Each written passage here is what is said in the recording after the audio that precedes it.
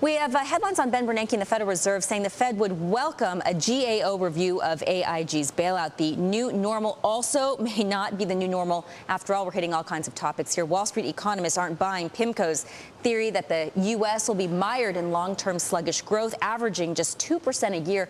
Bloomberg News economics editor Michael McKee is writing about that today. Hi, Mike. So let's first talk about this. I hit this real quickly. The Federal Reserve writing a letter to the Government Accountability Office, basically saying they're going to accept an investigation. Explain what that's all about. Well, there's been an ongoing drip about what the Fed did and when they did it and who they informed and who they talked to at AIG and what AIG was allowed to do and say about the Fed bailout. The Fed has resisted all along giving much information about the bailout, but they're feeling a bit picked on. When you talk to Fed officials, they feel like they acted in the best interest of the country, and they're not getting credit for that. So now they're saying, okay, you want an investigation, we'll welcome an investigation, we'll make everything available that you need to do the investigation, feeling that they will, in the end, be vindicated. Is there anything that the GAO could discover that perhaps the Fed doesn't realize it hasn't come forward with yet?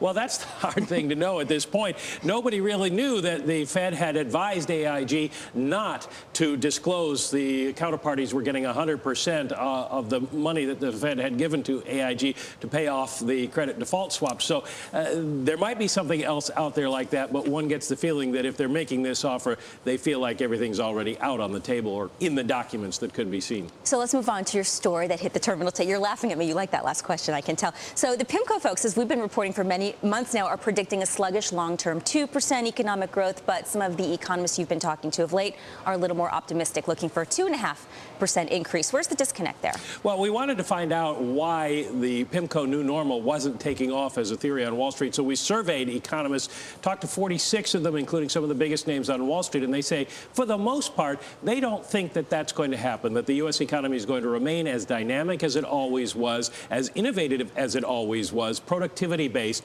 and that will enable it to come back. I mean, when we're talking about growth rates, we're talking about what the economy can do longer term. We're going to have some fast growth coming out of the recession, then it'll settle back. Question is how far. All right, so you're talking like about a 0.5 percentage point difference between the new normal that PIMCO's talking about and some of these other economists. Remember when your dad told you to save money?